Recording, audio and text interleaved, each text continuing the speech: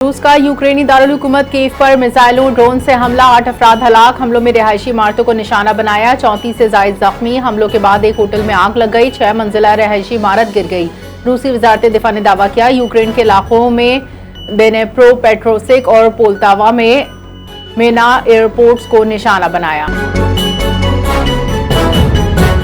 قطری اور پاکستانی ثالثوں کی امریکی اور ایرانی مذاکراتی وفود سے ملاقاتیں، ایران امریکہ کے درمیان مذاکرات میں پیش رفت۔ قطری وزارت خارجہ کے ترجمان ماجد الانصاری کا بیان، کہا مذاکرات لیک لوسن سمٹ کے نتائج کے بنیاد پر آگے بڑھائے، سابق سپریم لیڈر کی آخری رسومات کے بعد مذاکرات دوبارہ شروع کرنے پر اتفاق۔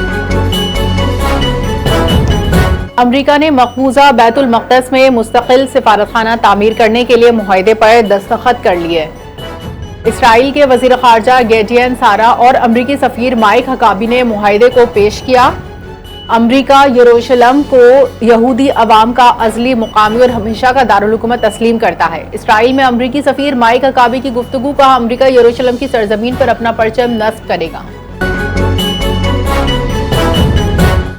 امریکی نیوی کا ہیلی کاپٹر بحیرہ عرب میں ایمرجنسی لینڈنگ کے دوران گر کر تباہ۔ امریکی میڈیا کے مطابق امریکی بحری بیڑے نے واقعے کی تصدیق کرتے ہوئے بتایا، ہیلی کاپٹر میں سوار عملے کے 3 ارکان محفوظ، ایک پائلٹ لاپتہ پائلٹ کی تلاش جاری۔ امریکی حکام کا ہیلی کاپٹر کی تباہی میں کسی تخریب کاری کے امکان کو رد کر دیا۔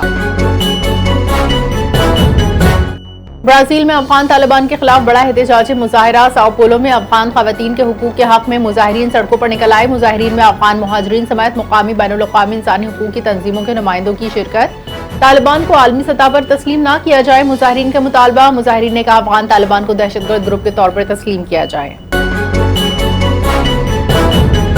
قطر میں امریکہ ایران مذاکرات کے بعد خام تیل کی قیمتوں میں کمی، برنٹ کروڈ آئل کی قیمت 1.02% کمی کے بعد $70.84 فی بیرل پر آ گئی۔ امریکی ویسٹ ٹیکساس انٹرمیڈیٹ خام تیل کی قیمت 1.2% کمی کے بعد $67.75 فی بیرل ریکارڈ۔ عالمی منڈی میں خام تیل کی قیمتیں گزشتہ 4 ماہ کی کم ترین سطح پر۔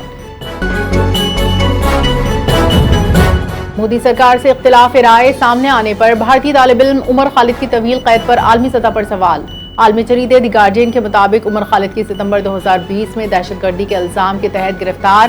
انسانی حقوق تنظیموں کا بغیر ٹرائل طویل قید پر تشویش کا اظہار۔ بھارتی ریسرچر ڈاکٹر بنو جیوتسنا لاہری نے کہا کہ کسی شخص کو بغیر مقدمے کے قید رکھنا انسانی آزادی وقار کے بنیادی اصولوں کی خلاف ورزی۔ اور نیا وفاقی بجٹ نافذ، سپر ٹیکس میں بڑی تبدیلی نافذ، 50 کروڑ روپے سے کم آمدن والوں پر سپر ٹیکس ختم۔ بڑی کمپنیوں پر سپر ٹیکس 10 سے کم ہو کر 8% رہ گیا۔ Imported make up, perfumes, beauty مصنوعات سستی ہونے پر کا امکان۔ ایف بی آر نے اضافی کسٹمز اور ریگولیٹری ڈیوٹیز میں کمی کر دی۔